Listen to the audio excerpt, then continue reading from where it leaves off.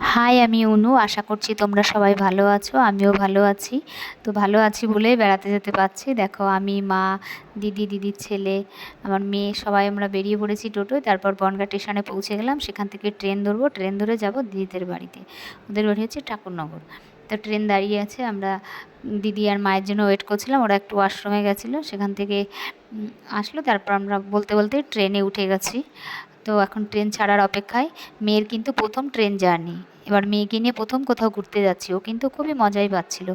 ও দেখছিল কোথায় এসছে, এত লোকজন, এটা কেমন ধরনের গাড়ি, একটা অন্যরকম। মানে বাচ্চাদের নিয়ে মাঝে মাঝে একটু হাওয়াটা বদল করতে হয়, নাহলে ওরাও একটু একঘেয়েমি হয়ে যায়। মেয়ে খুব মজা পেয়েছে বাইরে বেরিয়ে। ও একটু বেরোতেও ভালোবাসে, বেড়াতেও। তারপর দেখো, দিদিদের বাড়ি কোল্ড ড্রিঙ্কস আর একটা ফুটি নিয়ে এসেছি। তারপরে এসে একটু পাস্তা বানিয়েছিলাম, খুব খিদে পেয়েছিল আস্তে আস্তে। তারপরে এসে একটু পাস্তা বানিয়ে নিলাম, পাস্তা খেয়ে নিলাম। তারপর আমরা বিকালবেলা দুবোন মা গেছিলাম বাজারে একটু একটু ঘুরু ঘুরু করতে। তারপর সেখান থেকে নিয়ে নিলাম কিছু খাবার দাবার নিয়েছি।